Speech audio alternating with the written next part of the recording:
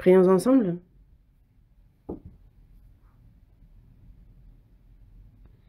De notre Père, toi qui nous aimes, toi qui es saint et miséricordieux, Dieu, en cette fin des temps que tu as fixé, le monde est rempli d'iniquité, de mal.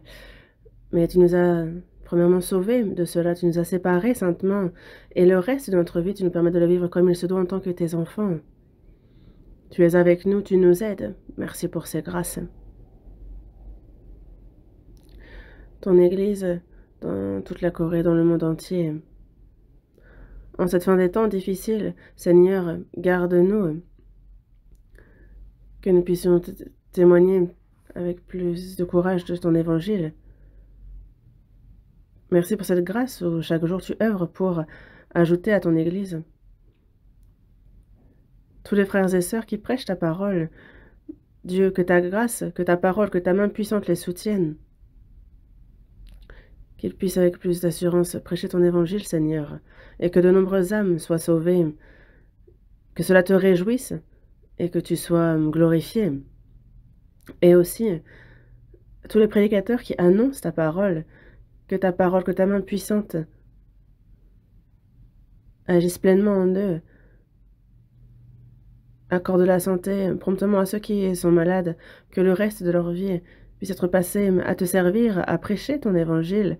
Seigneur, qu'ils soient précieusement utilisés par toi, que cette occasion leur soit encore donnée. Nous prions pour eux. Avec la pandémie de la COVID-19, les temps furent difficiles, mais c'est dans ta grâce que tu nous as permis d'avoir la retraite et que tout se passe bien. Merci. La retraite d'été est terminée. La 5e est terminée, la 6e commence. Et Seigneur, agis encore jusqu'à la 7e retraite. Et que cette fois-ci aussi de nombreuses âmes soient sauvées et que tu sois grandement glorifié par cela. Et que pour cela, il y a tous ceux qui prient, tous ceux qui se donnent, accorde-leur davantage de grâce, que ta main les soutienne. Nous prions ardemment pour eux. À cette heure, en ton temps, tu nous donnes la grâce dont nous avons besoin. Tu nous enseignes et nous montres la voie à suivre. Tu nous donnes la parole, nous avons besoin à cette heure. Remplis-nous-en. Qu'aucun parmi nous, que l'homme de personne ne s'éloigne de toi. Par ta main miséricordieuse, soutiens chacun. À cette heure, nous prions ardemment et nous confions dans le Saint-Esprit qui nous guide à tout instant et nous avons prié au nom du Seigneur Jésus. Amen. La chorale va chanter.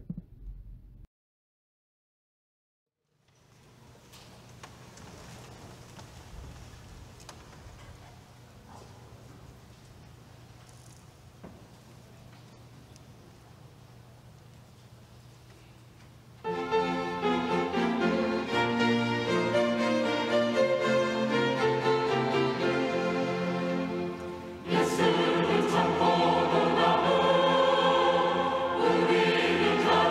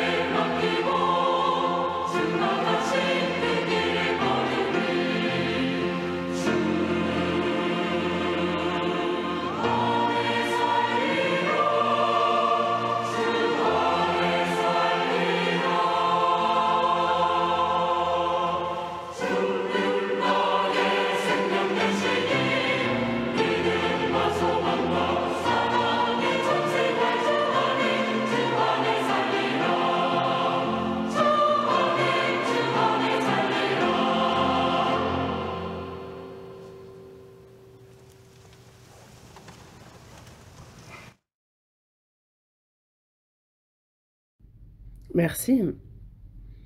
Ouvrons la Bible. Épître aux Hébreux, chapitre 2. Hébreux, chapitre 2.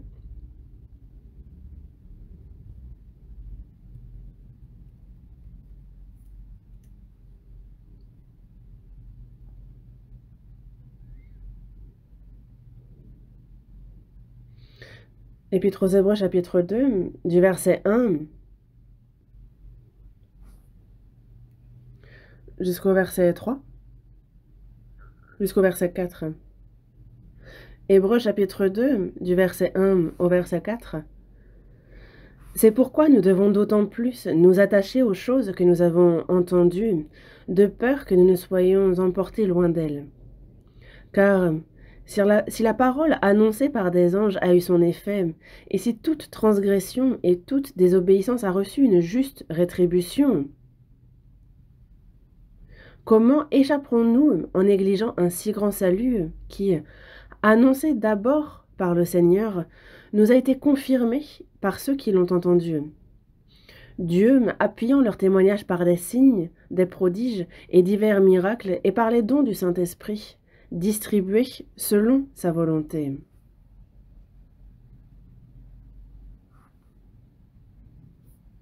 Jusqu'ici?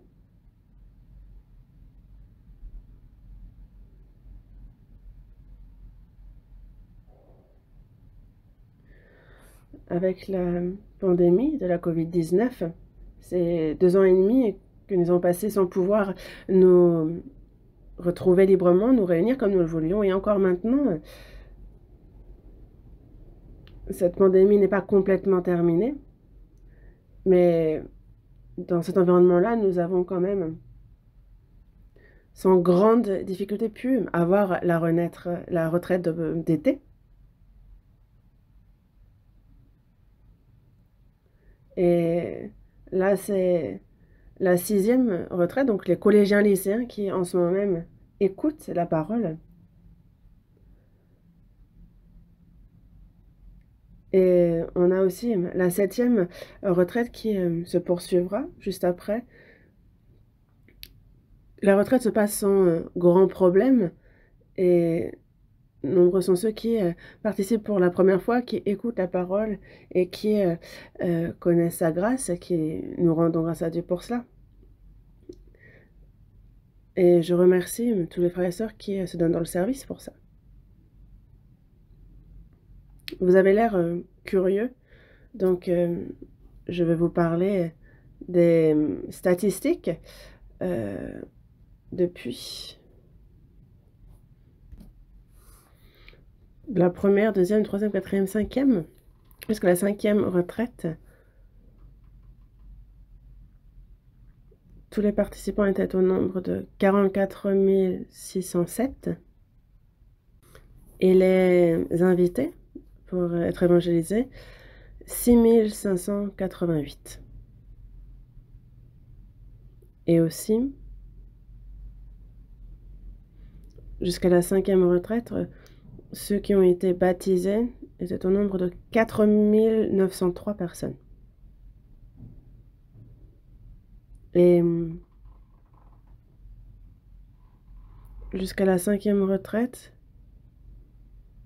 pour la collecte de dons pour le centre de la retraite, les offrandes que vous avez donc faites, c'est 280 795 600 won, donc 210 600 € environ. Merci beaucoup, vraiment.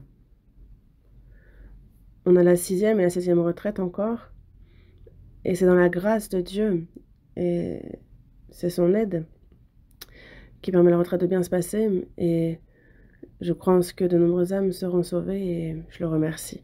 Et aussi, tous les prédicateurs qui devant ont prêché, tous ceux qui étaient en entretien, c'est avec un même cœur qu'avec vous, frères et sœurs, que pour le salut d'une âme que nous avons prié ensemble, que nous sommes donnés, nous sommes donné de la peine. Donc merci à chacun. Et comme Dieu l'a dit, là où 2 ou 3 sont assemblés en mon nom, je suis au milieu d'eux. Priez seul. Dieu agit aussi individuellement, mais là où 2 ou 3 sont assemblés en mon nom, parmi les saints sauvés, lorsque nous prions, nous sommes unis dans la prière pour un même but, alors Dieu agit, comme il nous le dit dans ce verset. Donc nombreux sont ceux qui ont été premièrement sauvés, et ensemble dans la prière, et pour ceux qui ne sont pas encore sauvés, il les guide, les évangélise, et pour cela, nombreux sont également ceux qui sont unis dans la prière et qui unissent leurs forces aussi. Et c'est pour cela que l'œuvre de Dieu est grande pour le salut. Nous croyons en cela. Aujourd'hui,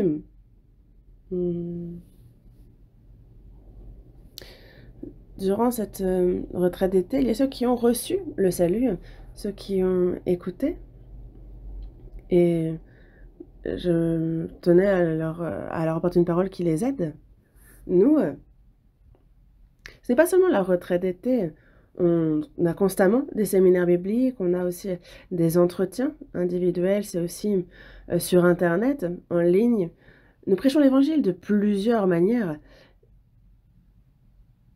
Et parmi ceux qui écoutent l'Évangile, il y a ceux qui ont reçu le salut, mais qui ont l'assurance de leur salut. Certains le reçoivent du premier coup, pour d'autres, ils écoutent plusieurs fois et comprennent après. Au bout de plusieurs fois, certains participent à la retraite à plusieurs reprises. Et j'ai déjà entendu des témoignages qui disaient qu'ils ont participé plusieurs fois avant de recevoir le salut. Mais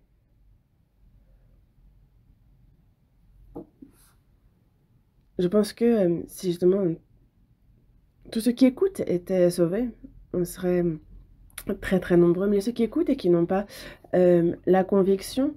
Il y a ceux qui s'éloignent de Dieu. Il y en a d'autres qui, certes, continuent de venir à l'église, mais qui n'ont pas une foi certaine. Et qui, plutôt que de vivre bien en tant qu'enfant de Dieu, mais qui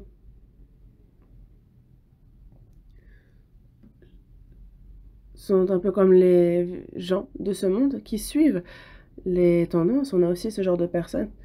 Évidemment que cela, en tant que chrétien, ce n'est pas convenable, ce n'est pas une vie convenable. Ceux qui témoignent avoir été sauvés, il y a ceux aussi pour lesquels, malgré leur témoignage, on doute. Quand une personne témoigne avec assurance qu'elle est sauvée, on se réjouit avec cette personne, mais dans notre cœur, on se dit, attendons de voir. Une personne sauvée témoigne qu'elle est sauvée. Mais il ne faut pas dire à cette personne, faut attendre de voir. Non. On peut se dire ça dans notre cœur, mais qu'est-ce qu'il faut attendre? Qu'est-ce qu'il faudrait voir? Voir justement si la personne vit correctement sa vie de foi. Si la personne est sauvée, il y a des fondamentaux. Donc, participer avec les saints à la parole, que ce soit les séminaires, les réunions de quartier, les sermons du dimanche, du mercredi. Il nous dit bien d'être assidus au temple. Et la vie de foi ne peut se vivre seule. C'est pour ça qu'on apprend la parole, on prie, on est dans la communion. Et c'est en cela que notre foi grandit. Un enfant, quand il naît dans ce monde aussi, déjà, il ne peut pas naître seul, mais il ne peut pas non plus grandir seul. Quand il est jeune, il y a les parents, la famille, qui lui apportent la protection, il grandit après, il va à l'école et il apprend aussi avec ses camarades de classe.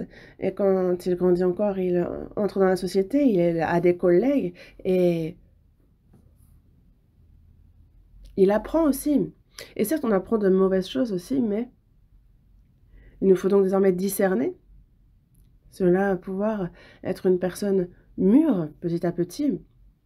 Les chrétiens aussi, ce n'est pas seul qu'on reçoit le salut. Il y a la prière de ceux qui ont premièrement reçu le salut, l'aide qu'ils apportent. Et de la même manière, après avoir reçu le salut, la vie de foi, on ne peut pas grandir seul. on ne peut pas vivre bien seul. Et c'est vraiment important de continuer de demeurer dans son église, de participer aux réunions, aux sermons. Quelqu'un qui ne le ferait pas, alors je pense qu'il y a un problème pour cette personne. Certains vont à l'église, et il y en a pour qui ce qui se passe ou ce qui se fait ne leur plaît pas. Il y a ceux qui n'écoutent pas. Une personne sauvée peut commettre une erreur avec la langue en action, et c'est pour cela que une personne ne peut ne pas nous plaire. Mais soi-même, en fait, on est vraiment imparfait, mais c'est qu'on a tendance à trop regarder les autres et cela peut poser problème. Et certains vont dire qu'ils ne veulent pas aller à l'église. Ça, c'est une grave erreur. Imaginez, en fait, si Dieu réagissait pareil avec nous, personne ne pourrait se tenir devant lui. Les parents, justement, quand leurs enfants sont très jeunes, ils savent qu'ils peuvent agir, être sans gêne et qu'ils peuvent être vraiment mal éduqués, mais ils en prennent soin quand même, ils comblent ce manque. Et quand on vit ensemble, c'est ensemble que justement on supporte tout, on espère tout, comme on nous le dit. C'est ce que fait l'amour. Mais c'est vrai qu'il y a plusieurs problèmes avant que l'on ne grandisse dans la foi, mais il ne faut pas s'arrêter à ça. Nous, on a reçu le salut, on est imparfait, mais Dieu nous a appris comme on était. Et nous demeurons dans la parole, dans la communion, et non seulement on va grandir dans la foi, mais Dieu accomplit aussi son œuvre parfaite. C'est pas parce que nous sommes parfaits que Dieu agit en nous. Nous sommes encore imparfaits, faibles, et il y a des problèmes. Mais lorsque nous avons un même cœur, que nous apprenons la parole, que nous lui obéissons et que nous voulons ressembler au Seigneur, alors à travers nous, Dieu accomplit une grande œuvre. Et c'est pour ça que moi, je ne peux pas, mais nous pouvons. Il y a ce troupeau au sein duquel il nous faut être et au sein duquel il faut demeurer, preuve que nous sommes sauvés. C'est la même chose lorsqu'il nous dit de nous aimer les uns les autres. On a reçu le salut, et c'est vrai que il y a ceux qui n'ont pas encore laissé derrière la vie qu'ils menaient avant, que ce soit, par exemple, les habitudes dans le péché, certaines choses qu'on n'arrive pas à abandonner. Et quand on vient à l'église, on chante des cantiques, on écoute la parole, on prie. Mais quand on se retrouve à l'extérieur, vivre comme quelqu'un qui ne serait pas sauvé, dans la manière de penser, de parler, d'agir, si c'est similaire, alors on peut s'interroger vraiment sur le salut de la personne, mais il faut attendre de voir. Quand on grandit dans la foi, on change, et donc il faut attendre et voir. Et il dit, quelqu'un dira, toi, tu as la foi, et moi, j'ai les œuvres. Montre-moi ta foi sans les œuvres, et moi, je te montrerai la foi par mes œuvres.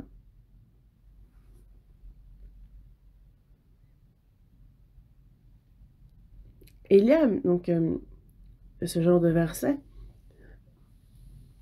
La foi s'accomplit en nous, et quand la foi s'accomplit véritablement, alors nous avons vraiment la paix dans notre cœur, dans notre vie. Là où il y a la vie, il y a aussi la croissance, et ça apporte du fruit, comme tout végétaux, et c'est la même chose pour les animaux. Il y a ce processus de la croissance, il y a aussi cette maturité. Et c'est pour ça qu'après avoir reçu le salut, peu de temps après, en tant que chrétien mûr, petit à petit, on voit se former justement le caractère du véritable chrétien dans la personne. Et c'est pour ça qu'il nous dit d'avoir de la persévérance, de la patience les uns envers les autres, de nous entraider dans la foi, de soutenir les faiblesses de chacun. C'est pour ça que, même à cette retraite d'été, on a écouté beaucoup de sermons. Du premier jour jusqu'au dernier jour, en fait, c'est 4 jours, 3 nuits, mais on a beaucoup de choses qui se passent, la parole, on a aussi des entretiens qui ne cessent. en parallèle, on se réunit, on apprend la Bible ensemble. Et ce qu'on fait de plus grand, c'est justement apprendre la parole. La foi vient de ce qu'on entend, et ce qu'on entend vient de la parole de Christ. Dieu aussi n'est pas un Dieu de l'à peu près. Il se manifeste dans sa parole. C'est pour ça que dans Jean, il nous dit bien qu'au commencement était la parole, et la parole était avec Dieu, et la parole était Dieu. La parole était Dieu. Dieu, quand il se manifeste par sa parole. C'est vrai que nous ne pouvons le voir, et des fois, avec ceux qu'on ne voit pas, on peut les contacter tout de même, en leur téléphonant, en envoyant des SMS, en fait, c'est tout à fait possible. Cette personne, on discute avec elle, on échange des messages, et en fait, dans ces messages, on voit justement le cœur, on voit la personnalité de la personne. Et donc, c'est vrai que même si on ne la rencontre pas, à force de communiquer, on peut connaître ce qui concerne cette personne-là, ce qu'elle pense de moi. On n'a donc une communion intime. Et après, quand on rencontre cette personne, en fait, c'est comme un ami de longue date que l'on rencontre. Pourquoi? Parce qu'on a déjà beaucoup échangé. Et ce qu'on a en face aussi, si la personne ne parle pas du tout, on ne peut pas connaître le cœur de cette personne, de ce qu'elle pense de moi, en fait, on ne peut pas connaître ça. Il faut parler. Dieu dit à l'homme. Il parle à l'homme et il faut qu'on écoute sa parole. C'est pour ça que Dieu se réjouit de voir l'homme écouter sa parole. C'est à travers la parole que nous connaissons Dieu et qu'on connaît son amour, duquel il nous a aimés, qu'on connaît sa volonté. Et c'est à travers la parole qu'on rencontre Dieu. Connaître la parole, c'est connaître Dieu. Mais certaines personnes, en fait, sont vraiment ignorants concernant la Bible et concernant Dieu. Et c'est pour ça que nous, que ce soit le mercredi, que ce soit le dimanche, à chaque fois qu'on se réunit, on apprend la parole. Et c'est la raison pour laquelle c'est vraiment très important pour nous que la parole soit au cœur. Parce que c'est la parole qui sauve. C'est elle qui élève. Dans Jérémie, chapitre 29, verset 13, il dit « Vous me chercherez et vous me trouverez si vous me cherchez de tout votre cœur. » De tout votre cœur, si vous me cherchez. Est-ce qu'on va sur la montagne? Ce n'est pas là qu'on cherche Dieu. Ce n'est pas dans un lieu en particulier que l'on rencontre Dieu, c'est à travers la parole. Les saints qui sont sauvés aussi, il y a toujours la parole de Dieu à travers, au milieu des saints. Le Dieu enseigne aussi à travers le Saint-Esprit, mais il nous permet de connaître sa parole, de la comprendre. Et c'est pour ça qu'il dit « Heureux celui qui lit et ceux qui entendent les paroles de la prophétie et qui gardent les choses qui y sont écrites, car le temps est proche. » Il nous faut non seulement la lire, mais l'écouter aussi, entendre les paroles de ceux qui ont appris premièrement, de ceux qui... Et qu'on garde ces choses qui sont écrites dans notre vie, dans notre cœur. Et alors on est heureux, on reçoit les bénédictions décrites dans la Bible. Et donc ce que nous avons entendu, ces paroles-là, il nous faut bien les garder. Certains, ça rentre par une oreille, ça ressort par l'autre. Il ne faut pas que ça arrive. Écouter la parole, réfléchir profondément à cette parole, la comprendre. Et moi,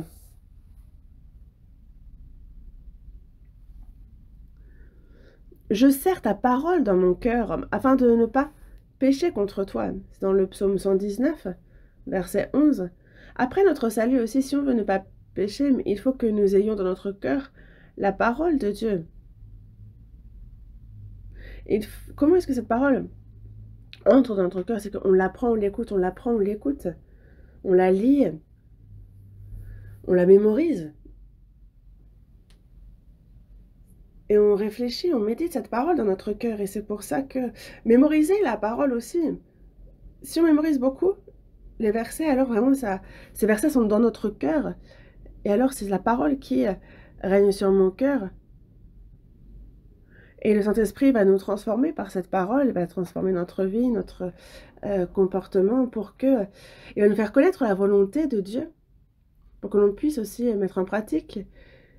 Cette volonté nous donne aussi la force, le cœur, à travers la parole. Et quand on s'éloigne de la parole, alors on s'éloigne de Dieu. Et si on s'éloigne de Dieu, on se rapproche du monde. Et ça, ce n'est pas souhaitable. On ne peut pas. Et c'est pour cela que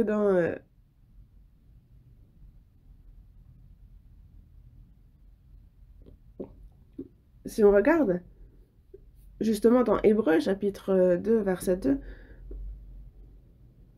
verset 3 nous parle de comment échapperons-nous en éligeant un si grand salut. La première raison pour laquelle nous apprenons justement, c'est comme il est dit dans Jean chapitre 5, verset 39, c'est qu'on sonde les Écritures parce que vous pensez avoir en elles la vérité, ce sont elles qui rendent le témoignage de moi. C'est seulement en Jésus-Christ que cette grâce pour le salut de notre âme peut être accomplie. Naître de nouveau, recevoir la vie éternelle, être pardonné de nos péchés, c'est une même chose. Il y a ce si grand salut qu'il nous donne. Dans Éphésiens chapitre 2, verset 8, il dit bien que c'est par la grâce que vous êtes sauvés par le moyen de la foi, et cela ne vient pas de vous, c'est le don de Dieu.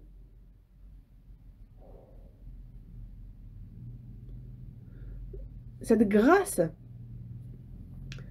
obtenue par le moyen de la foi, c'est par la grâce que vous êtes sauvés par le moyen de la foi. Donc si c'est par la grâce, ce n'est pas parce que nous avons fait quoi que ce soit, ce n'est pas un effort qu'on est fourni, parce que si on fournit un effort et qu'on reçoit quelque chose, ce n'est pas une grâce. C'est le salaire dû pour la tâche que l'on a accomplie. Mais je n'ai fait aucun effort, je n'ai rien fait, et on me donne quelque chose, ça, c'est une grâce. Un pécheur qui était voué à la perdition, il fait une bonne œuvre, mais ne sera pas sauvé ainsi. Il peut donner tout ce qu'il a dans ce monde, il ne pourra pas être sauvé. Et même s'il est celui qui possède le plus de choses sur cette terre, même en donnant son corps, il ne pourrait racheter son âme. Et il dit bien que cela ne vient pas de vous, c'est le don de Dieu. C'est le don de Dieu, le cadeau de Dieu. Mais encore maintenant, il y a beaucoup de personnes qui pensent qu'aller à l'église, c'est croire en Dieu et que d'être zélé, c'est ça qui sauve. Et ils disent que certes, il faut croire, mais il faut bien croire, qu'il faut croire avec zèle.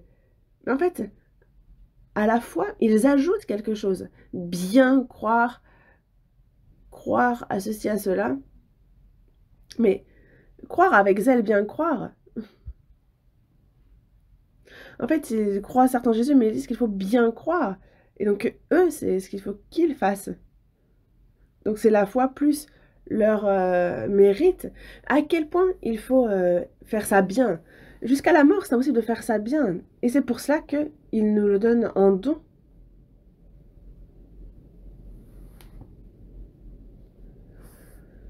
Il ne le donne pas gratuitement parce que la grâce n'a pas de prix. C'est parce que c'est un prix que nous ne pouvons pas donner. Et c'est pour ça qu'il nous donne gratuitement. Nous, le jugement et la malédiction que nous devions recevoir, en fait, il faudrait payer cela si on voulait recevoir ça au prix. Et c'est pour ça que Jésus, pour nous sauver,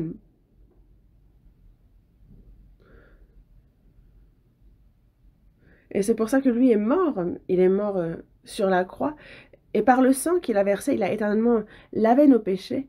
Et ça, c'est la plus grande des grâces. Et comprendre cette grâce-là, quand on y croit, on est alors pardonné de nos péchés, on est sauvé, on reçoit la vie éternelle, en fait, et tout. Et c'est pour ça que aujourd'hui, ce dont j'aimerais vous parler, le titre, c'est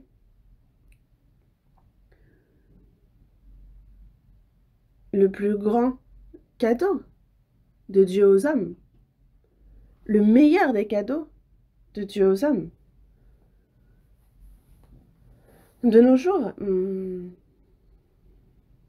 avec la pandémie, certains ont eu des problèmes avec leur commerce.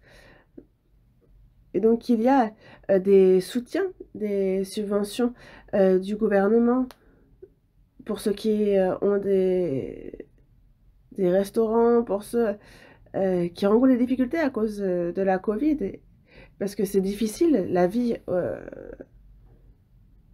mais ce ne sont pas seulement ceux qui font des affaires, mais c'est une certaine somme à tous les citoyens, au-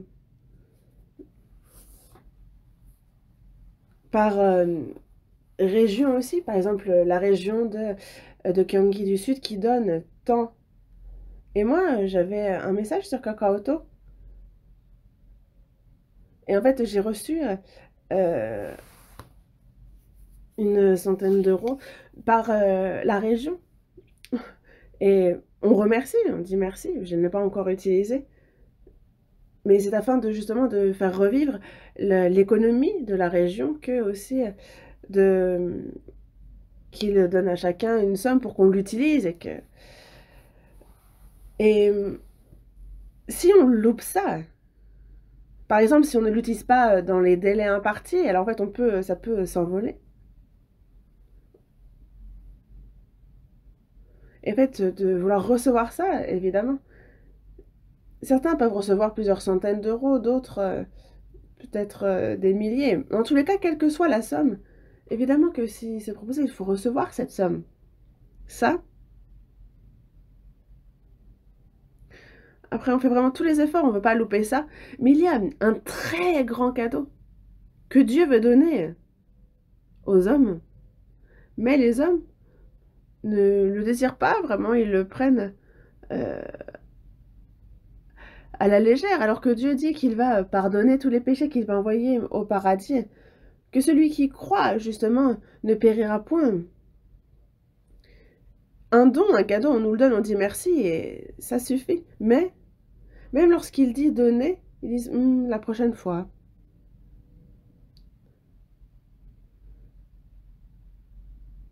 Et moi, c'est super précieux, mais je ne pensais pas que les gens refuseraient. Imaginez, vous achetez un ticket de loto,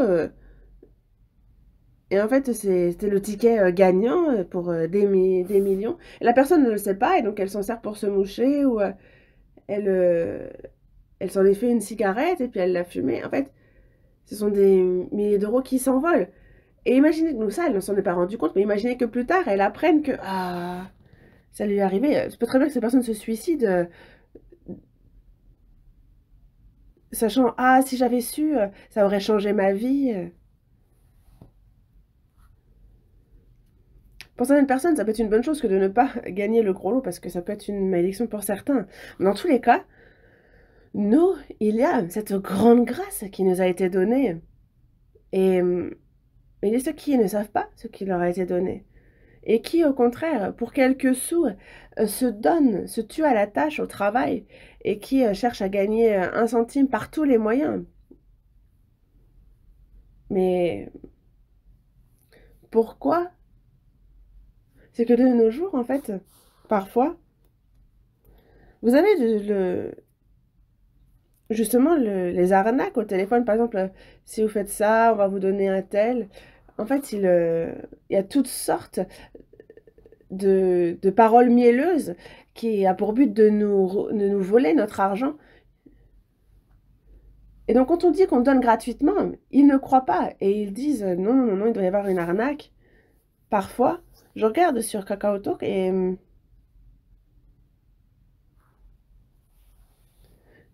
des fois, il y a genre le dernier ordinateur portable gratuit, aujourd'hui seulement. Et je me dis, hein?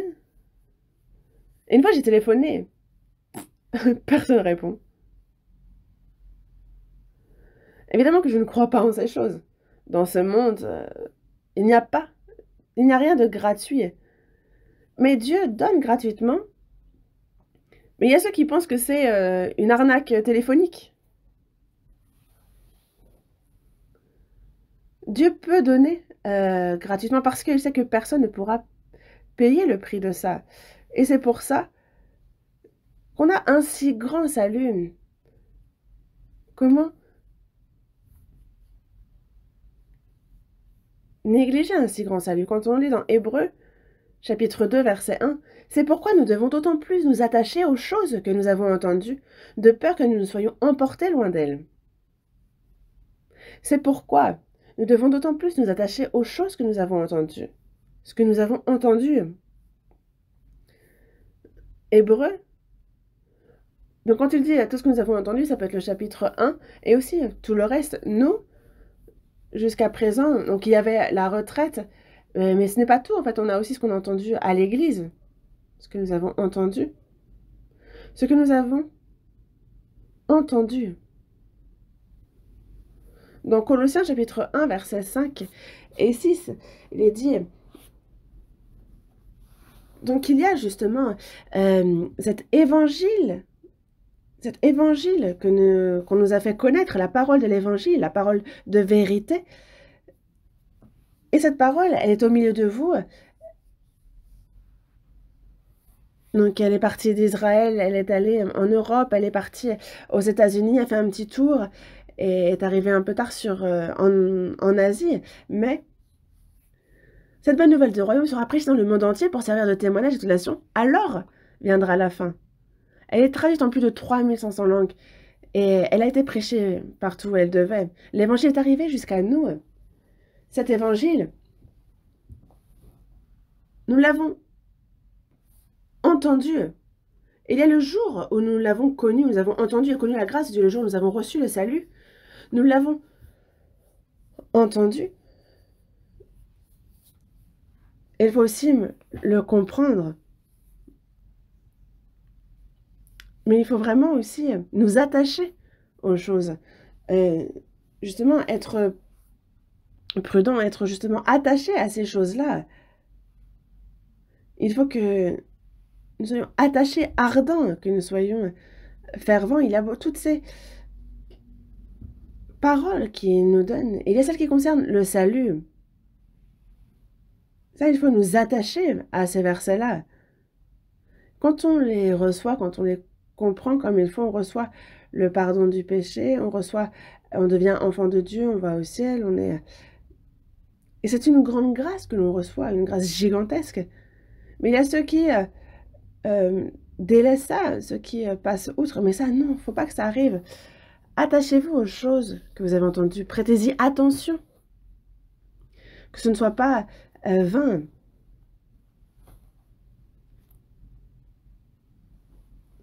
De peur que nous ne soyons emportés loin d'elle. Qu'est-ce que c'est d'avoir peur que nous ne soyons emportés loin d'elle? Certaines personnes sont dans les affaires, ils gagnent beaucoup d'argent.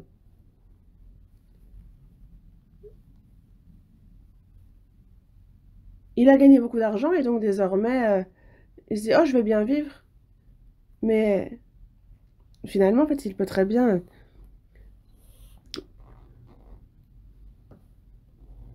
perdre finalement. C'est ceux qui écoutent, ça fait un petit tour dans la tête et puis ça disparaît. C'est devenu vain. Ne dormez pas, hein.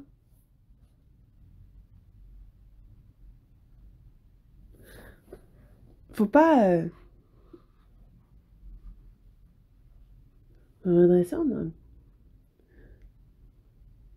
Il y a un bateau qui se dirige dans une direction précise, il a un objectif, et tout d'un coup il y a des vents forts, la tempête, des vagues. Et s'il perd la direction et qu'il justement retourne d'où il vient, il a fait naufrage. Et ceux qui écoutent, certes ils écoutent, mais il y a ceux pour qui la parole s'en va. Il y a vraiment ceux qui sont emportés loin de la parole encore.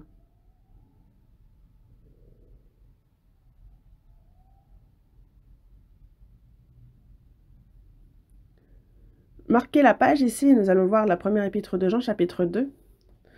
Première épître de Jean, chapitre 2. Chapitre 2.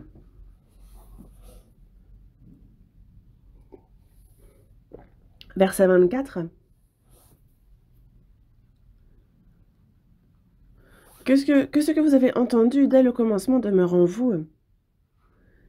Si ce que vous avez entendu dès le commencement demeure en vous, vous demeurez aussi dans le Fils et dans le Père.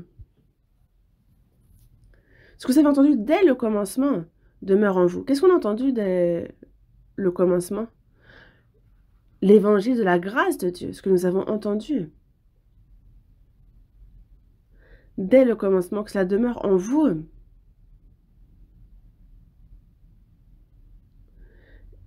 Que cela demeure en nous, c'est que cette parole ne nous quitte pas, qu'elle demeure dans notre cœur, que l'on croit avec certitude. Alors on ne chancelle pas. Mais si on a l'impression d'être emporté loin d'elle, que le vent, qui est la tempête, qui est le vent, qui est les vagues, il ne faut pas être emporté loin d'elle. Donc dans ces cas-là, qu'est-ce qu'il faut faire? On met l'ancre. On jette l'ancre. Vous connaissez ce qu'est une ancre, n'est-ce pas? Hop, on jette l'ancre et comme ça, on n'est pas emporté. Alors, vu que ça fixe le bateau.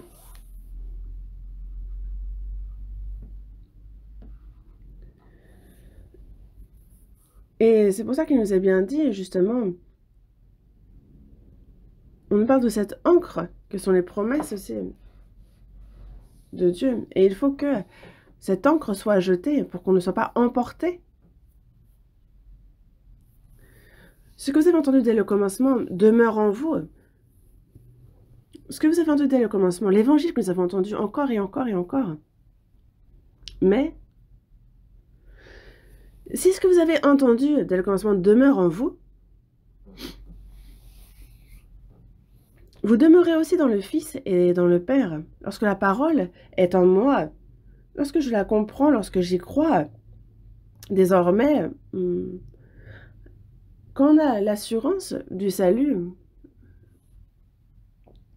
pour cela, en fait, pour ce processus-là, il y a le Saint-Esprit qui nous aide. C'est pour ça que dans la première épître aux Corinthiens, chapitre 2, verset 12, il est dit « Nous n'avons pas reçu l'Esprit du monde, mais l'Esprit qui vient de Dieu, afin que nous connaissions les choses que Dieu nous a données par sa grâce. » Il y a cette grâce que Dieu nous donne, afin que nous connaissions les choses. C'est le Saint-Esprit qui vient et qui fait que nous connaissons les choses de Dieu, qui nous ont été données par la grâce. Et ceux qui écoutent, mais qui n'écoutent par leurs oreilles, bon, intéressant. Bon, la parole est bonne, mais le cœur est ailleurs pour eux.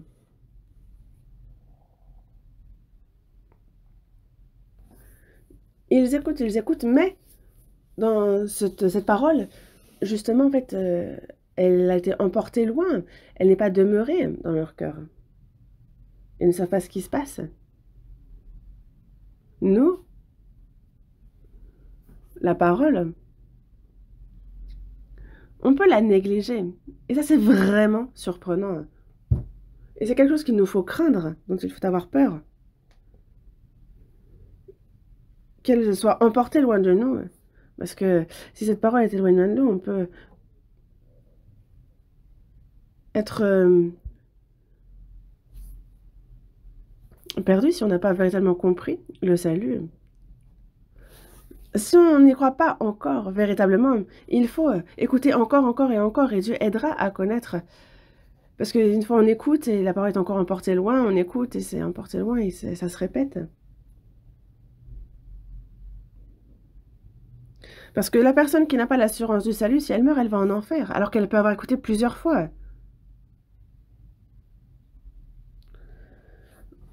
Et justement, demeurez dans ce que vous avez entendu dès le commencement. Alors, quand vous demeurez en cela, vous demeurez aussi dans le Fils et dans le Père. Le Seigneur en moi et moi dans le Seigneur.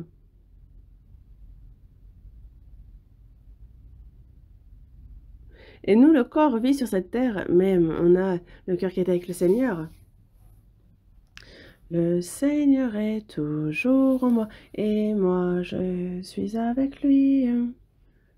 Dans Jean, chapitre 14, verset 1, il dit « En ce jour-là, vous connaîtrez que je suis en mon Père, et que vous êtes en moi, et que je suis en vous. Comme je suis en mon Père... » En fait, c'est surprenant. Mais si on ne comprend pas, on ne sait pas de quoi ça parle. Dans tous les cas, justement, que ce que vous avez entendu au commencement demeure en vous. Il faut que la parole soit dans le cœur.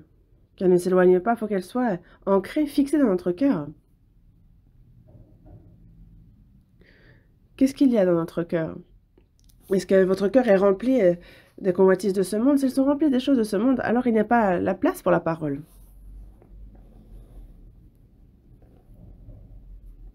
Il faut vider ce cœur.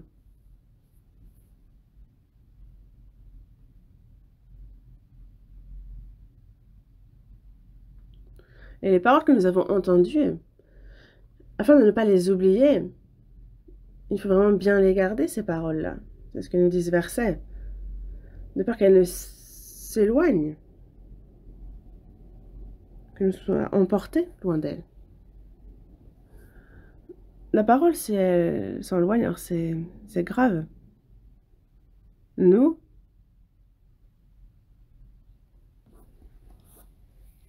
en général, à l'époque, dans le temps, on avait des chaussures spéciales. Et en fait, c'est comme des chaussures précieuses. Et donc, pour les préserver plus longtemps, dès qu'il n'y a personne, on les portait à la main et on marchait pieds nus. Mais vraiment, la paire de chaussures était vraiment précieuse à l'époque.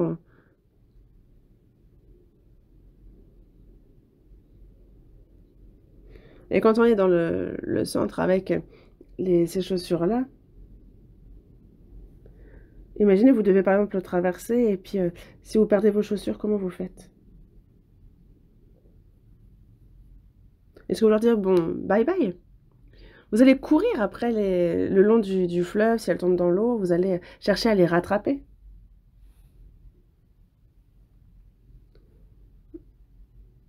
Je pense que de nos jours, ça n'arrive plus, on ne perd pas ses chaussures dans l'eau. Mais je me souviens vraiment, quand les chaussures tombaient dans la rivière, quand on voulait pas... En fait, on ne pouvait pas vraiment forcément les récupérer, mais la parole de Dieu, ces paroles qui peuvent véritablement sauver, il y a ceux qui l'écoutent et qui sont emportés loin d'elle, et ça ne leur fait absolument rien. Ils n'ont pas vu ce qui était passé devant eux non plus. Il ne faut pas que ça se passe comme ça.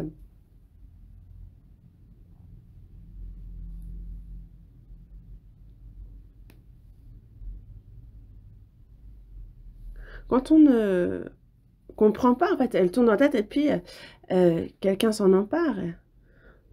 Voyons dans Luc, chapitre... on va voir, en fait, dans Luc, chapitre 8. Luc, chapitre 8.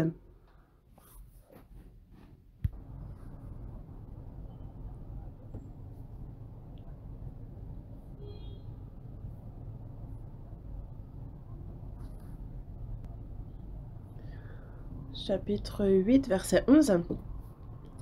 Voici ce que signifie cette parabole. La semence, c'est la parole de Dieu.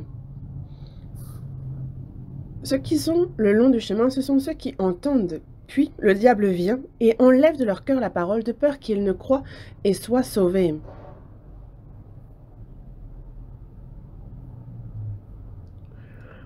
Ici, c'est donc la parabole du semeur. La semence, c'est la parole de Dieu.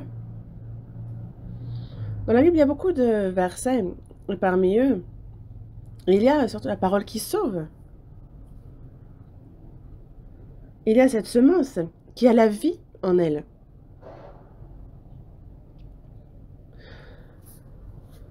La semence, c'est la parole de Dieu. Mais ceux qui sont le long du chemin, en général, beaucoup fréquentent cela, donc c'est dur. Et donc, il ne peut pas y avoir...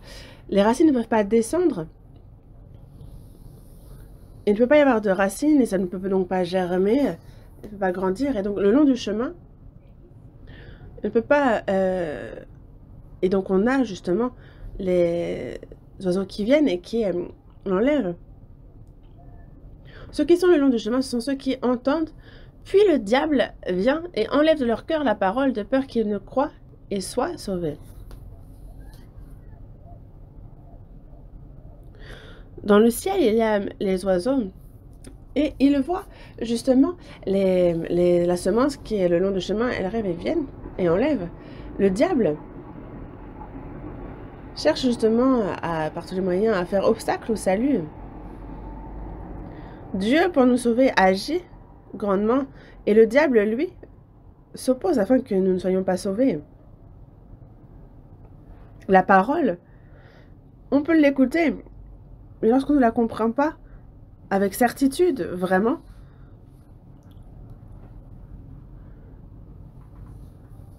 quand on n'a pas justement la foi certaine, on ça constamment dans la tête, quand c'est simplement dans la tête. Alors il y a le diable qui, de peur que la personne soit sauvée, qu'elle ne croie, elle vient et enlève de leur cœur la parole. Et même s'il prend la parole, cette parole précieuse qui peut sauver, la personne ne s'en rend même pas compte, elle ne sait pas ce qui se passe.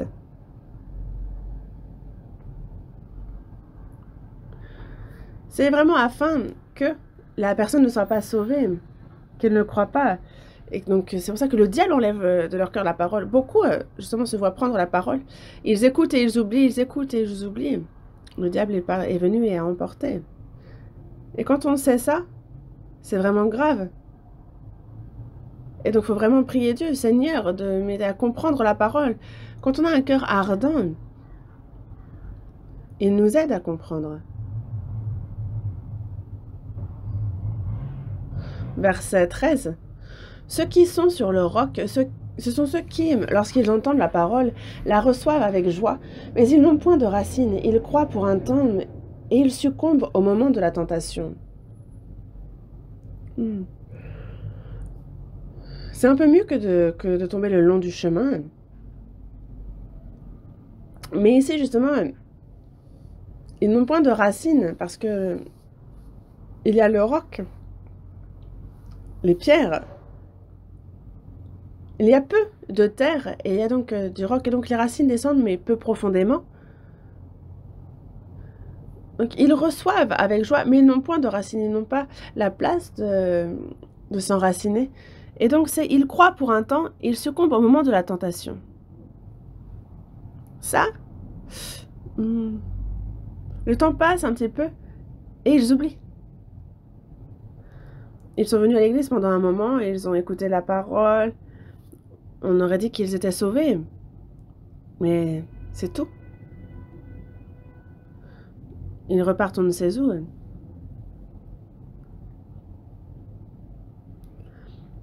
Ils croient pour un temps, parce que après le salut, on s'éloigne de nos amis du monde, on ne peut pas vivre comme bon nous semble, n'est-ce pas? Il faut obéir à la parole de Dieu. Et à cause des fois de notre foi, il y a des tentations, il y a ceux qui justement succombent et qui retournent au monde. Ils succombent, en fait, ils trahissent. Après, dans le verset 14, il y a ceux qui est tombé parmi les épines. Ce sont ceux qui, ayant entendu la parole, s'en vont et la laissent étouffer par les soucis, les richesses et les plaisirs de la vie, et ils ne portent point de fruits qui viennent à maturité. Ici, on a donc les épines. La semence est tombée dans les épines. Alors, on a l'impression que elle grandit un peu, mais après, elle est étouffée par les épines. Donc, elle ne porte point de fruits. Et il y a les soucis, les richesses et les plaisirs de la vie. La personne qui tombe justement dans les soucis. On vit dans ce monde et il y a beaucoup de difficultés, il y a beaucoup de soucis, beaucoup d'inquiétudes. Mais après le salut, on confie justement tous ces soucis à Dieu. Justement, on remet tout entre ses mains. À ce Dieu qui a sauvé notre âme. Il n'a pas seulement sauvé notre âme, mais il garde aussi notre chair. Et donc, il nous dit bien de ne pas nous inquiéter pour notre vie de ce que nous allons manger, ni pour notre corps, de quoi nous serons vêtus. La vie n'est-elle pas plus que la nourriture et le corps plus que le vêtement? Donc il nous donnera. Il faut chercher premièrement le royaume et la justice de Dieu et toutes ces choses nous seront données par-dessus. Quand on en arrive à cette foi-là, alors on peut se contenter de Jésus même dans l'abondance, même dans la disette. Certains, parce qu'ils sont pauvres, ne vont pas bien vivre leur vie de foi, d'autres, parce qu'ils sont riches, ne vont pas bien vivre leur vie de foi. Certains vont se confier davantage en l'argent, certains vont se réjouir davantage des choses charnelles. Et c'est pour ça que dans les proverbes, il est dit, justement, d'éloigner de moi la fausseté, la parole mensongère, de ne donner ni pauvreté ni richesse. En tout cas, dans ce monde, il y a les soucis. Il y a les richesses aussi de ce monde. Des fois, la convoitise vis-à-vis de ça. La convoitise, lorsqu'elle la consume, enfante le péché. Et le péché d'en consommer produit la mort, justement. La convoitise. Il y a ceux qui gagnent bien leur argent. Et il faut l'utiliser à bon escient. Mais il y a ceux qui se laissent justement détourner par l'argent. Et leur cœur est complètement pris par ça. Dans leur cœur, l'argent prend toute la place. L'argent, l'argent, l'argent, l'argent, l'argent, l'argent, l'argent, l'argent. Il y a ceux qui sont complètement fous à cause de l'argent. Regardez, Jésus, pendant 3 ans et demi, parle de sa parole. Il fait des miracles, il nourrit Judas Iscariot, mais Judas Iscariot l'a livré pour... il avait les yeux complètement aveuglés par l'argent. On se dit, mais comment on peut en arriver là? Mais c'est possible. Quelqu'un qui vient à l'église pendant plusieurs années, qui écoute la parole, on pensait que ça se passait bien. Mais il y a les soucis, il y a les richesses et le plaisir, les divertissements de ce monde. Ceux qui cherchent les désirs de la chair plus que Dieu, les désirs du péché.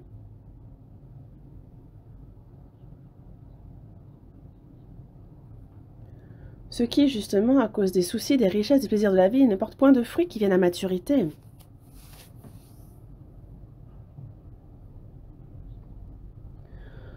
Dans Matthieu chapitre 10 aussi, on nous parle de ça. Mais on nous parle justement de ceux qui est tombé dans la bonne terre. On nous parle de ceux qui ont entendu la parole avec un cœur honnête et bon, qui la retiennent et qui portent du fruit avec persévérance. Il nous parle aussi donc du résultat. Quelles que soient les persécutions, c'est la personne qui, avec persévérance, va vivre selon la parole, convenablement prêcher cette parole. On va voir qu'elle la prêche aussi, qu'elle porte de bons fruits. Ce qui est tombé dans la bonne terre, donc qu'ils la retiennent. Quand on y croit avec certitude, alors il y a la parole qui tient notre cœur. Et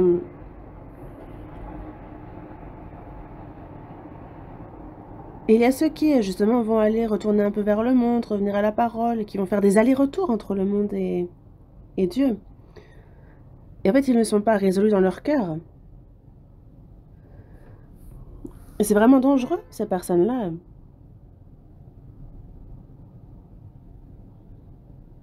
Seconde épître aux Corinthiens, chapitre 4. Seconde épître aux Corinthiens, chapitre 4. Seconde épître aux Corinthiens, chapitre 4, verset 3. Verset 3. Si notre évangile est encore voilé, il est voilé pour ceux qui périssent, pour les incrédules dont le Dieu de ce siècle a aveuglé l'intelligence afin qu'ils ne visent pas briller la splendeur de l'évangile de la gloire de Christ, qui est l'image de Dieu.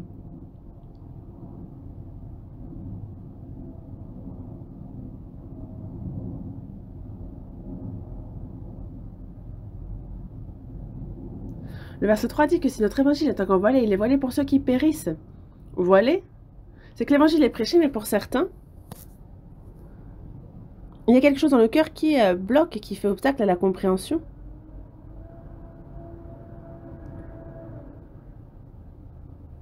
En Corée, actuellement, donc on a la Corée du Sud, la Corée du Nord. Et c'est vrai que nous, au Sud, on vit bien, on est libre. Au Nord, pas seulement le Nord, en fait, tous les communistes, regardez un peu. Et ils crient à la liberté. Au Nord, en fait, justement, ils utilisent le communisme pour rendre esclaves.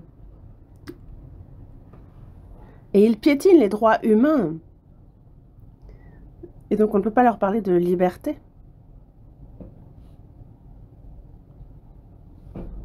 parce que ça pourrait justement faire s'effondrer le régime. C'est pour ça qu'en Corée, ils font en sorte justement que ne soient pas écoutées toutes les émissions, la radio, la télévision du Sud, au Nord. Et ils n'ont que quelques chaînes. En fait, ils n'ont que certaines chaînes, que certains livres, parce que sinon ils ont peur que ça fasse obstacle à leur régime. Et c'est de la même manière un peu que le diable fait en sorte que la personne qui a à peu près compris, en fait, il fait obstacle dans son cœur, il la trouble pour que justement la lumière de l'évangile ne brille pas dans son cœur. Jésus, dans Jean chapitre 8, verset 12, dit bien: « Je suis la lumière du monde et celui qui me suit ne marchera pas dans les ténèbres, mais il aura la lumière de la vie. » Je suis la lumière du monde, la lumière de vie. Celui qui me suit ne marchera pas dans les ténèbres, mais il aura la lumière de la vie. Il aura la lumière de la vie en lui. Et alors c'est cette lumière qui va nous diriger, nous guider. Mais le diable fait en sorte que cette lumière ne luise pas. Dans le cœur de la personne, il y a le diable. Vous savez à quel point est-ce qu'il s'oppose? Vous pensez qu'il va rester là, tranquille?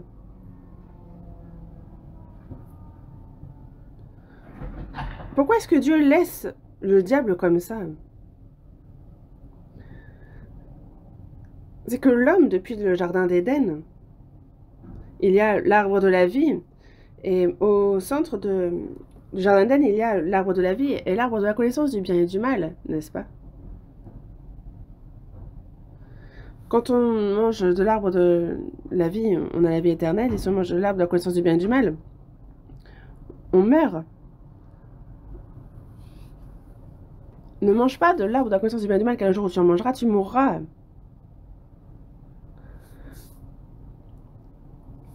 En fait, certains vont dire: « Ah, mais Dieu, il est bizarre. Pourquoi il suffisait de ne pas faire cet arbre de la connaissance du bien et du mal? Parce que si on en mange, on meurt. Il suffisait de ne pas le mettre au centre du jardin. »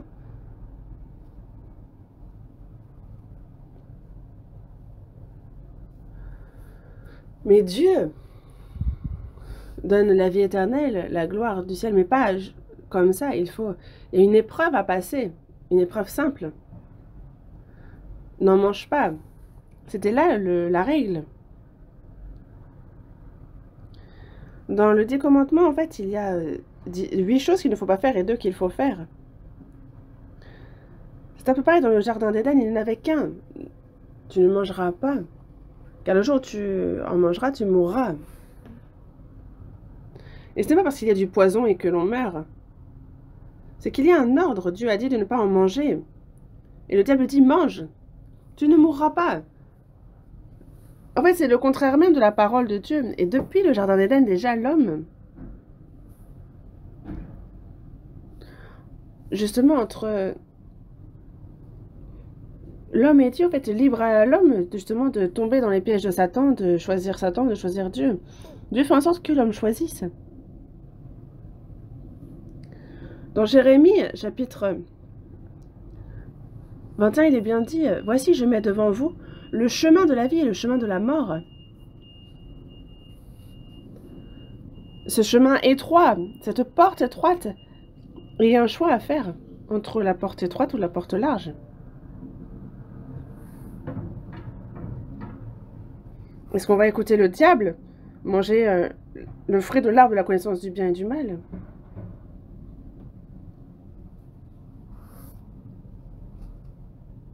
Et c'est pour ça que s'ils mangent l'arbre de la vie, ils vont vivre éternellement comme ils sont. Et donc le diable a fait en sorte de les pousser à manger le fruit de l'arbre de la connaissance du bien et du mal.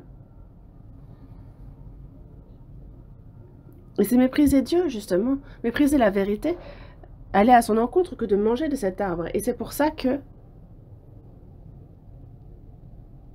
quand on dit « vous mourrez », c'est qu'il y a cette communication avec Dieu qui est rompue. Alors ils sont chassés du jardin d'Éden. Le jardin d'Éden, c'était à l'époque comme le paradis. Mais ils ont été chassés, tout comme du ciel. Et depuis, justement, ils vivent dans cette terre maudite. Encore maintenant, c'est exactement le cas. On se tient du côté de Dieu, ou alors est-ce qu'on accepte les mensonges du diable? On croit, ou alors on va à l'encontre de la foi. Dieu maintenant, il nous dit, sois sauvé, sois sauvé. Et le diable lui dit, non, ne sois pas sauvé, ne sois pas sauvé, ne mange pas. Tu ne mourras point.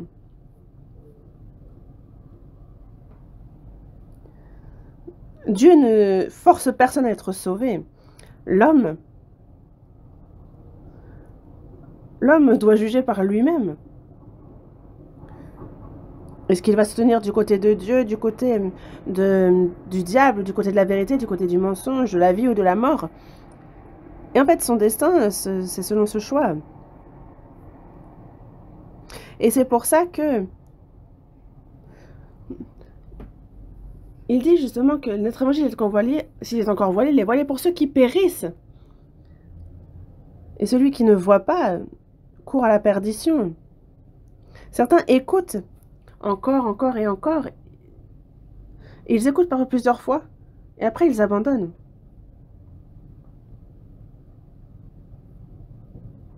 À notre église avant, en fait, il vient un moment, il continue de venir à l'église,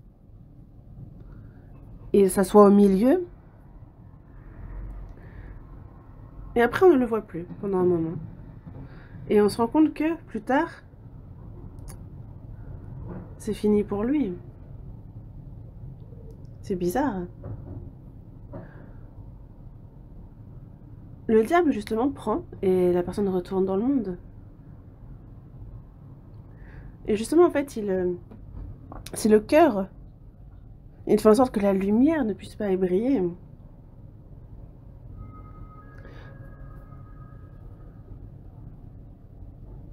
Alors qu'il faut que, justement, on soit comme Dieu, mais ça, on l'oublie.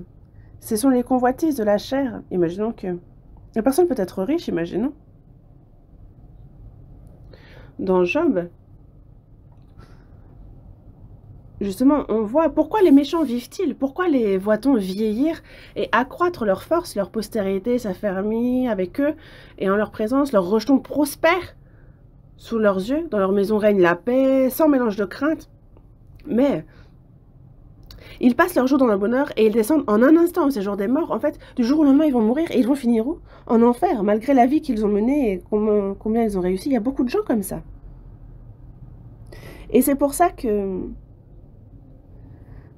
il est dit qu'il est difficile aux riches de rentrer dans le royaume des cieux. C'est comme faire passer un chameau par le trou d'une aiguille. Parce que eux, ils ont l'argent, donc ils disent qu'ils n'ont pas besoin de Dieu.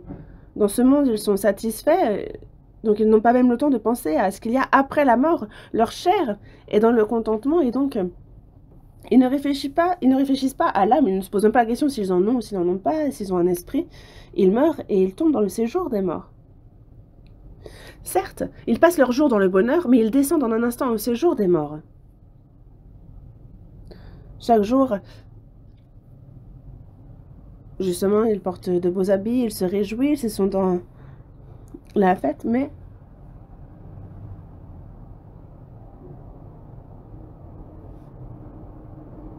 certainement qu'après, quand ils meurent, justement, en fait, ils se plaignent, ils s'inquiètent tout d'un coup. Mais le souci, ce n'est pas d'avoir de belles funérailles. Le problème, c'est justement la souffrance que l'on connaît dans le séjour des morts. Et c'est éternel. De siècle en siècle, éternellement. Et ils prennent la Bible à la légère pour une blague. Ils disent, ça va pas arriver.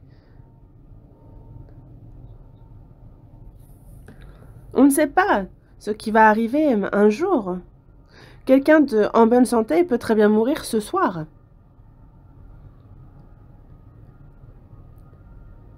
Et genre, il faut attendre de vivre quelques années pour savoir. Non, c'est insensé que de dire ça. Si on savait justement si je savais ce qui les attend, en fait, ils vivraient justement en voulant connaître la Bible davantage avec certitude. Savoir justement au fini qu'on puisse se tenir devant Dieu.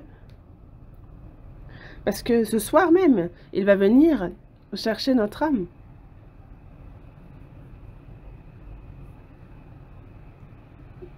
insensé cette nuit même, ton âme te sera redemandée ce que tu as préparé. Pour qui cela sera-t-il? Et c'est pour ça que je vous dis que parmi ceux qui écoutent, il y a ce genre de personnes. Et là aussi, très nombreux sont ceux qui n'écoutent pas même et qui n'écoutent pas et qui périssent. Mais l'occasion d'écouter est toujours présente pour chacun. L'évangile est quasi partout et il donne l'occasion à tous de pouvoir écouter. On est nombreux, n'est-ce pas, à la retraite, je vous le disais.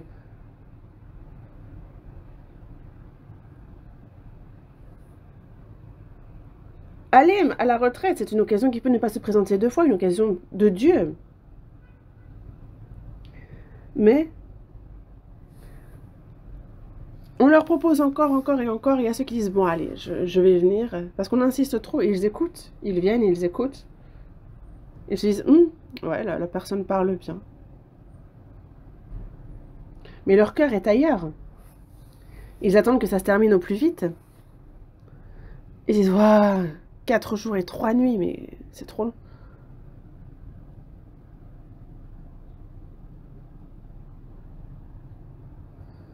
Et ce peu qu'il n'ait pas de seconde occasion. C'est vraiment dommage. Une occasion qui peut ne pas se présenter 2 fois dans la vie. Ça peut être la dernière occasion pour eux.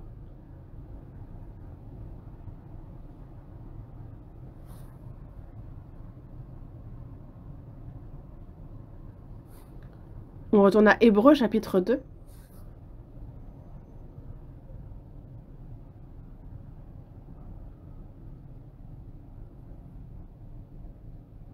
Chapitre 2, verset 2. Car si la parole annoncée par des anges a eu son effet, et si toute transgression et toute obéissance a reçu une juste rétribution. Ici, on a donc la parole annoncée par des anges, ça c'est la loi dans l'Ancien Testament, la loi donnée par Dieu au peuple d'Israël à travers les anges. C'est à travers Moïse, à travers les anges. Cette parole, c'est la loi dont on parle ici. La parole, donc elle a eu son effet, la loi aussi. La parole, la loi, si on y obéit, on est béni, si on désobéit, on est maudit, on meurt.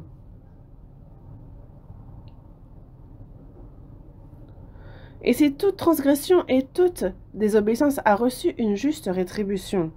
Dans l'Ancien Testament, le peuple d'Israël dans l'Ancien Testament, depuis Adam a désobéi à la parole de Dieu.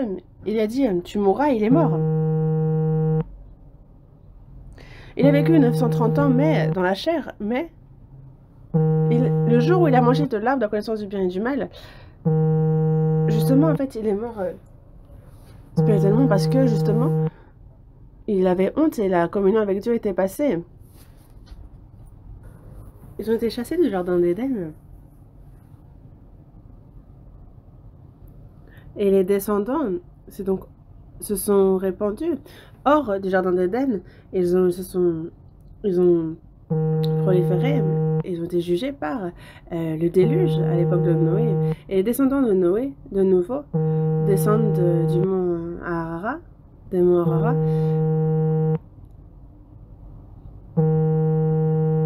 Ils se sont mis dans la plaine de Shinéar, là où il y avait justement l'ancienne Perse, parce qu'il y a l'Euphrate, le Tigre qui coule. Ils se sont réunis par là et qu'ont-ils fait? Ils ont dit, ne nous dispersons pas, vivons ici et faisons cuire des briques et construisons une tour qui atteigne le ciel et créons-nous un nom. Ils ont défié Dieu.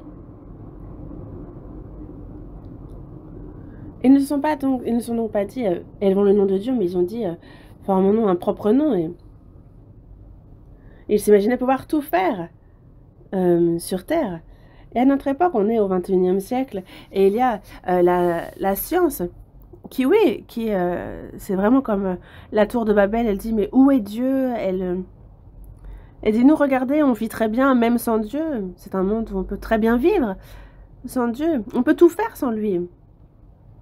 On peut faire un monde très beau. Ils disent ceci, cela. Maintenant, la science et la connaissance, le divertissement, la culture, tout est à son maximum. Les bâtiments aussi, dans l'architecture aussi, les bâtiments sont très élevés, ils grattent le ciel. Nous aussi. On a la tour Lotte. Je suis montée 2 fois au sommet. On est, je sais plus, 112 étages. C'est plus élevé que... Ils disent qu'ils vont faire une tour encore plus élevée à Incheon. Et c'est à Dubaï qu'on a la tour la plus élevée.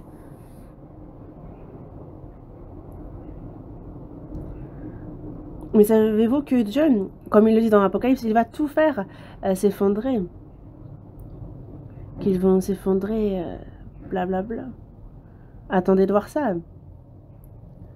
Vous avez l'impression qu'on va vivre longtemps ici? Vous pensez que il va permettre ça, Dieu? Est-ce qu'il nous a laissé ici pour bien vivre? Hier, j'ai regardé la télévision et justement, en fait,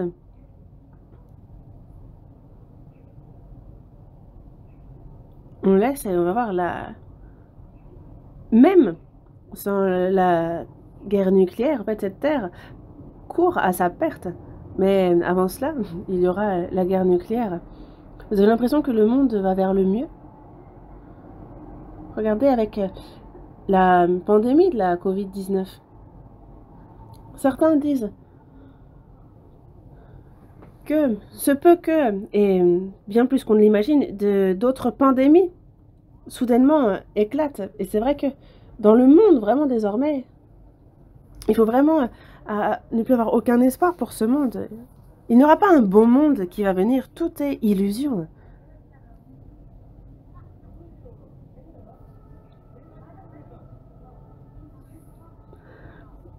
Le peuple d'Israël, justement, a péché, a été tellement puni.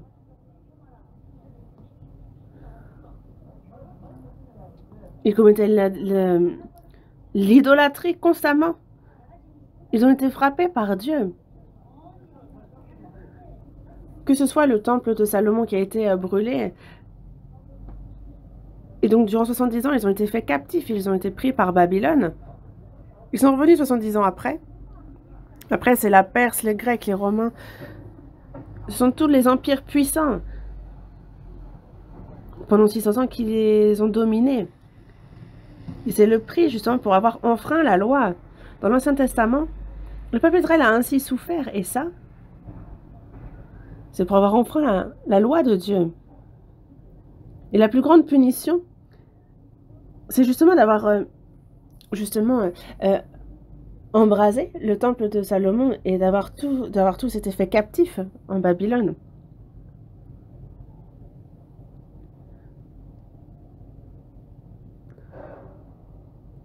Et on a aussi même le roi qu'on lui a ôté les yeux avant de tuer ses fils. Et il a été emmené captif aussi.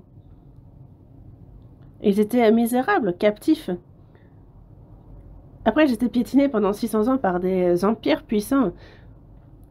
Et c'est le prix commun pour avoir enfreint la loi.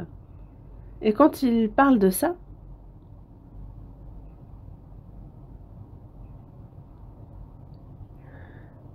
si la parole annoncée par des anges a eu son effet, et si toute transgression et toute désobéissance a reçu une juste rétribution,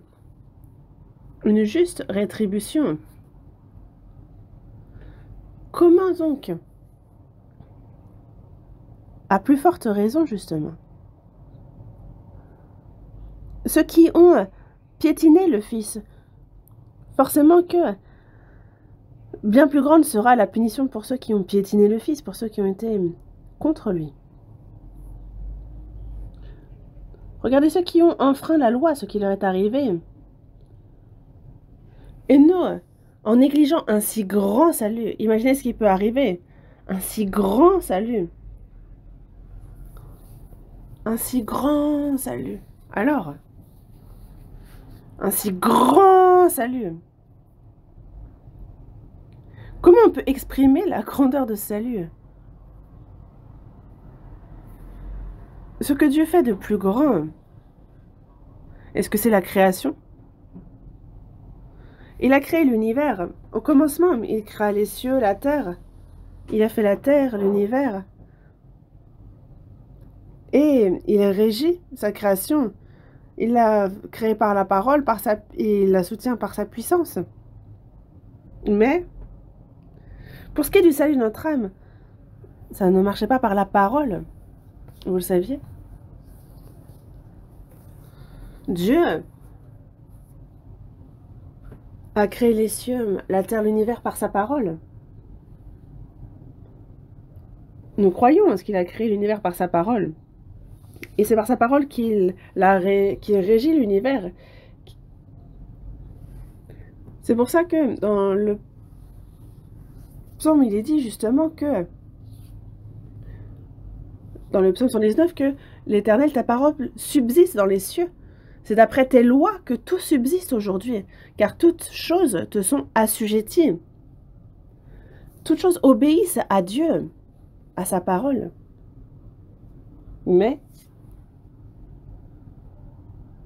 pour ce qui est de notre salut, ce n'est pas possible par sa parole. Pourquoi?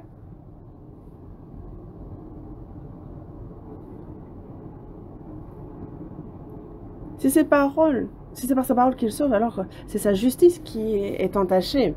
Parce qu'il est amour et justice en même temps. Et la justice ne pardonne pas le péché. Elle doit punir. L'amour, lui, justement, pardonne, coûte que coûte. Et ce sont les deux en même temps. Et donc, il ne faut pas que l'un aille contre l'autre. Dieu nous aime. Il ne peut pas nous sauver comme ça, de manière inconditionnelle. Pourquoi? Parce que le salaire du péché, c'est la mort. Et donc, le pécheur, lui, s'il meurt, il va en enfer. Et donc, il faut que quelqu'un sans péché meure. Et ça, c'est la justice de Dieu. Donc, ce que Dieu a préparé comme plan. Vu que le salaire de la mort, du péché, c'est la mort, nous, si nous mourons avec nos péchés, on termine en enfer pour l'éternité. On souffre dans un feu qui ne s'éteint point. Mais Dieu qui, lui, veut nous sauver, c'est par amour. Lui qui a tant aimé le monde, qu'il a envoyé son Fils unique. Comment? En victime expiatoire.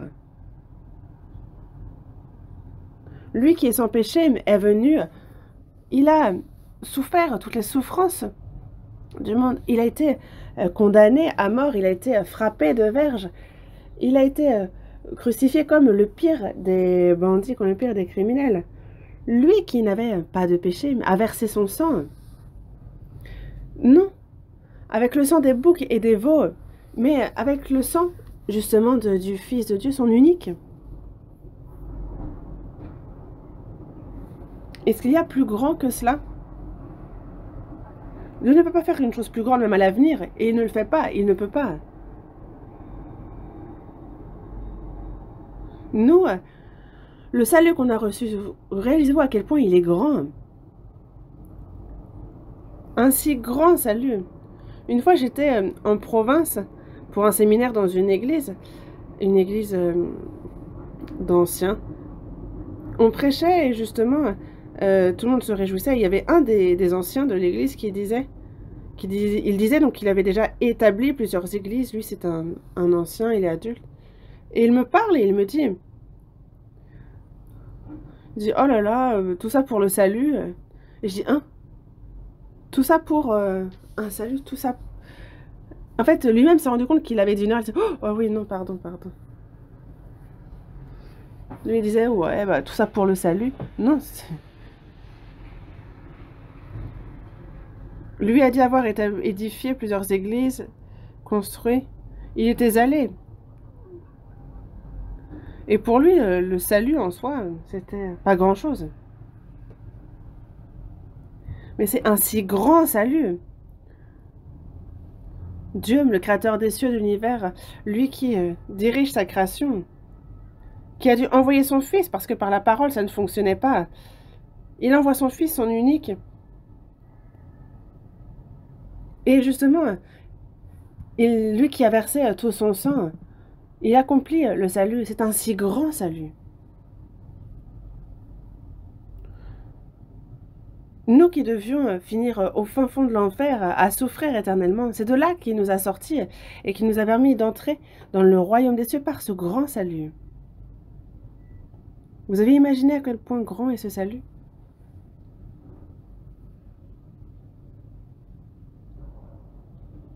La personne la plus riche dans ce monde pourrait, avec toute sa fortune,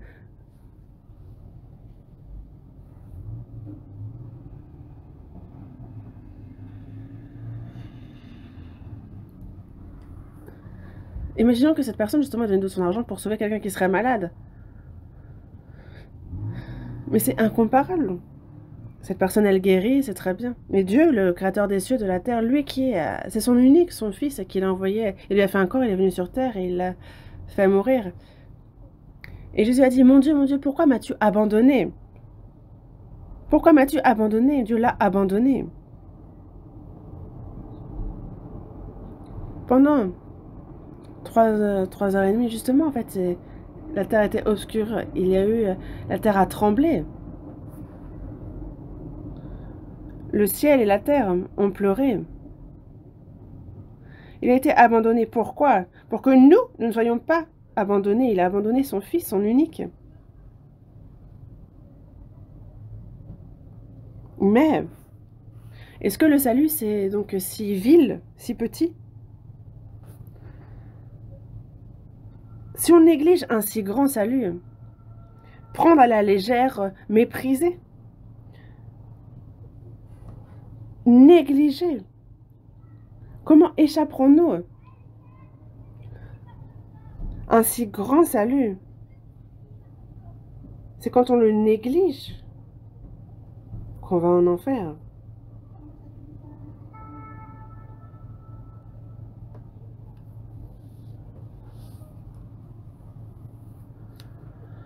Elian et Ésaü qui justement est l'aîné, il avait super faim et c'est son droit d'aînesse qu'il troque pour un roux. Après il dit bah, grand frère, c'est Jacob lui dit grand frère. Bon après il est grand frère de quelques minutes, il lui dit t'as faim? Ah regarde, mange un petit peu de ce roux. Mais par contre, ce droit d'aînesse devant le moi, lui, il a faim, il a la dalle. Donc, à quoi ça peut bien lui servir, le droit d'aînesse, quand t'as faim? Il dit, mais jure-le-moi que tu me le donnes. Il dit, oui, je te le jure.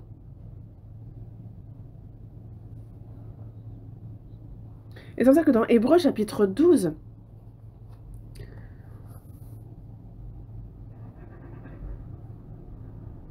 justement, il dit que veillez à ce qu'il n'y ait ni impudique, ni profane comme Ésaü, qui, pour un mets, vendit son droit d'aînesse. Tout ce qui est charnel, pour tout ce qui est les choses de ce monde. Regardez le peuple d'Israël, c'est pareil, il s'attachait aux choses de ce monde.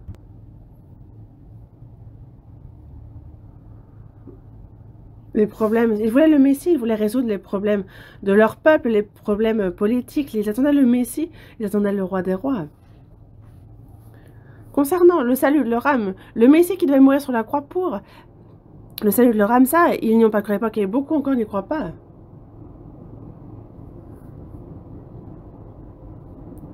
Ils attendent le Messie qui va leur donner leur indépendance. Mais celui-là arrive. Après que, justement, celui qui est venu pour prêcher la parole de délivrance, c'est d'abord l'évangile qui doit être prêché. Il faut qu'il se prépare son royaume et ensuite...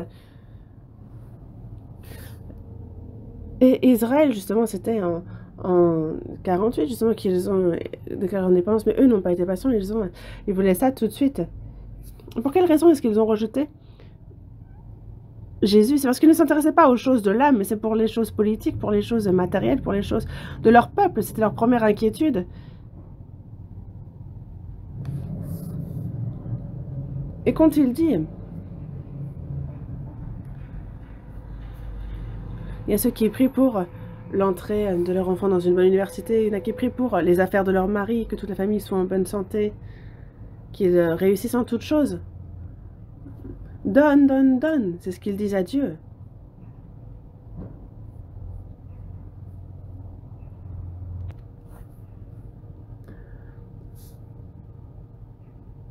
Et ils s'imaginent que Dieu, c'est juste Bouddha un peu mieux. Non. Est-ce qu'ils prient Dieu de les sauver? Non. Pourquoi ne le font-ils pas? Ils viennent à l'église et ils se disent que ils ont été choisis, qu'ils recevront une grande récompense. Est-ce qu'il y a dans la Bible ce genre de verset? Non. Dans la Bible, il dit que si un homme naît de nouveau, il ne peut voir le royaume de Dieu. Il ne peut pas le voir. Alors vous pensez qu'ils y rentrent? Non.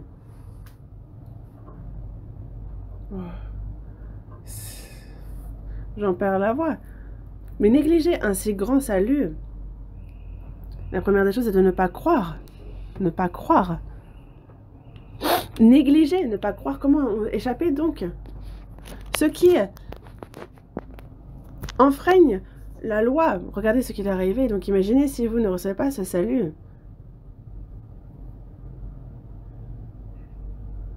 Et ceux qui disent avoir reçu le salut, et qui sont sauvés certes, mais qui ne se rendent pas compte à quel point le salut est grand. Et c'est pour ça que ils le prennent à la légère. Moi, je suis sauvé, bon. De toute façon, le salut, on le reçoit gratuitement. Et donc,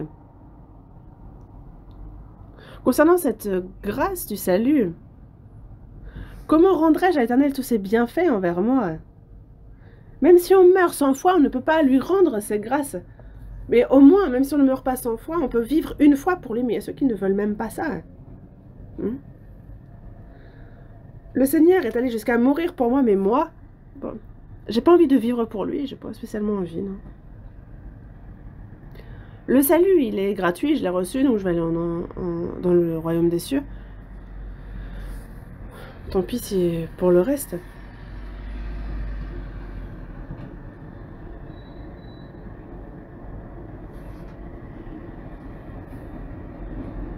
Il est mort pour moi.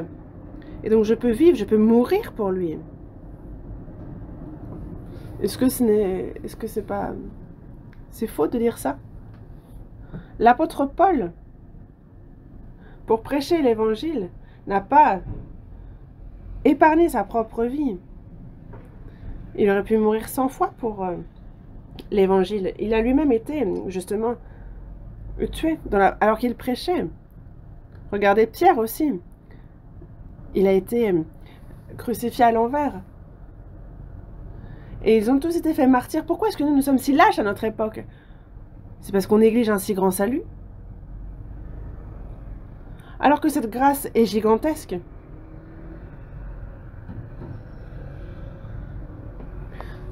Cette grâce qu'il nous donne, parce qu'il nous aime, une grâce qu'il nous est impossible de rendre. Et c'est vrai que j'ai un cœur vil, j'ai un corps faible, mais je serai son serviteur. Si nous vivons pour le Seigneur. Si nous mourrons pour le Seigneur. Il n'y a rien de spécial. Que nous vivions, que nous mourions, nous sommes au Seigneur. Mais il y a ceux qui ne veulent même pas vivre pour le Seigneur. Ils n'ont pas spécialement... ils ne s'imaginent pas être endettés vis-à-vis de Dieu. Est-ce que cela, c'est pas négliger ce grand salut? Est-ce que ce n'est pas le mépriser? Ne méprisez pas la grâce de Dieu. Même les grâces que l'on reçoit de nos parents sont très grandes. Ils nous ont mis au monde, ils nous ont enseigné, ils nous ont élevés. Vous le saurez quand vous aurez vous-même des enfants. La grâce des parents, ils ne la rendent pas, ils ne savent pas. C'est le plus grand des péchés que d'être ingrat. Mais vous pensez que ça va sans rendre ses grâces?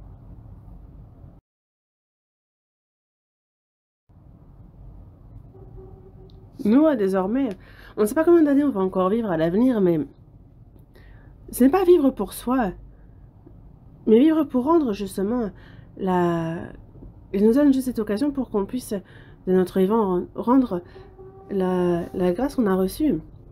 Et vous n'avez pas envie? Si vous n'avez pas envie, alors c'est mépriser ce grand salut qu'il a donné.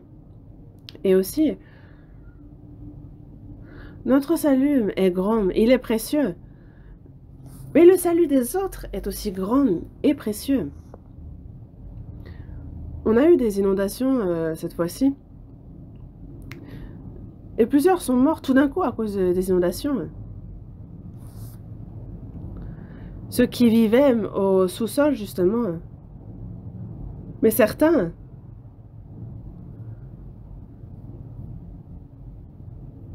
Justement, en fait, certains, justement, se sont donnés pour en sauver quelques-uns. Les pompiers, quand il y a un feu qui se déclare, ils rentrent dans les flammes afin d'en sortir. Ceux qui sont pris dans les flammes, ils peuvent être... alors qu'ils peuvent être même brûlés. Mais souvenez-vous, lors des attentats du 11 septembre, lorsqu'il y a les 2 tours du World Trade Center qui... beaucoup de pompiers sont morts à l'époque aussi. Pourquoi? Parce qu'ils sont rentrés pour essayer de sauver des gens. Mais lorsque les tours se sont effondrées, nombreux ont été justement pris dans l'effondrement.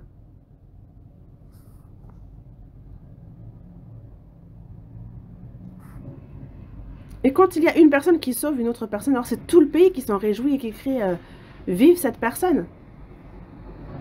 Et ça, c'est pour la chair. Regardez comment ils sont reçus. Mais nous, c'est pour ces âmes qui vont en enfer s'ils ne sont pas sauvés. Et qui sont si nombreuses autour de nous, nos familles, nos amis, nos proches, nos voisins. Et encore bien plus, toutes personnes qui ont cet esprit, cette âme pour qui Jésus est mort. Et que Dieu attend justement qui... Si nous, on se tait, si on ferme notre bouche et qu'on ne prêche pas, comment voulez-vous qu'il soit sauvé? Nous, on se donne à fond pour la retraite d'été. Vous avez vu les frères et sœurs qui se donnent à la retraite? Et vous-même, vous vous êtes beaucoup donné. Pourquoi? Parce que le salut de mon âme est grand et précieux. Et de la même manière, le salut des autres est tout aussi. C'est normal de considérer ça comme précieux. Il n'y a rien de particulier, c'est normal. Si le grain de blé qui est tombé en terre ne meurt, il reste seul. Mais s'il meurt, il porte beaucoup de fruits. Et ce grain est tombé, Jésus est venu, c'est unique et il est mort.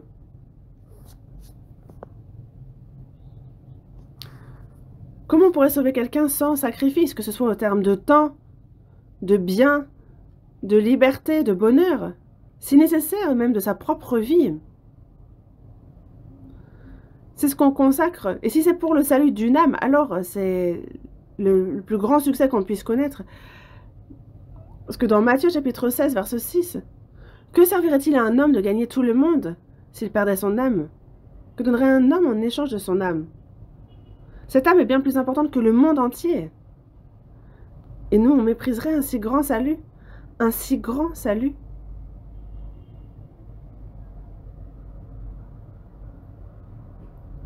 Désormais, nous, si nous avons reçu ce grand salut, désormais, c'est pour le Seigneur qu'il nous faut vivre le reste de notre vie, selon sa volonté, en transmettant justement ce grand salut aux autres. Le temps est complètement passé.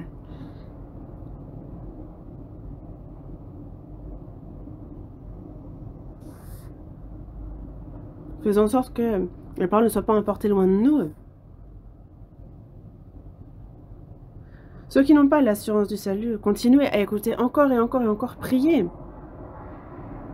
Il faut être sûr à 100%. Et ceux qui ont reçu l'assurance du salut, que dans votre cœur, que dans votre vie, regardez si justement vous n'êtes pas éloigné de Dieu. Faites une introspection pour voir. Vous avez reçu un si grand salut. Comment faire désormais? Il nous faut réfléchir à ça. Prions. Dieu notre Père, toi qui es miséricordieux, nous étions éloignés de toi et agissions dans le péché. C'est à ce moment-là, lorsque nos mauvaises œuvres nous rendaient ennemis de toi, c'est le Seigneur Jésus qui s'est chargé du jugement et de la malédiction que nous devions recevoir. Et par le précieux sang qu'il a versé, il a éternellement lavé nos péchés Il nous a pardonné éternellement. Merci de nous avoir sauvés sans aucun mérite de notre part. Nous avons reçu un si grand salut, et concernant cela, nous sommes reconnaissants, nous te retournons la gloire. Cette grande grâce que tu nous accordes, comment te la rendre, que ce soit notre corps, notre esprit, tout appartient. Que la vie qu'il nous reste soit vécue pour toi. Et qu'on puisse encore davantage, de plus nombreuses âmes, prêcher justement ce salut, que eux aussi soient sauvés. Et que cela puisse te réjouir toujours plus et que tu puisses être glorifié. Aide-nous. Que le reste de notre vie, toi qui vas revenir dans peu de temps, que nous avons cette espérance de te retrouver et guide-nous pour bien vivre. Nous avons prié au nom du Seigneur Jésus. Amen.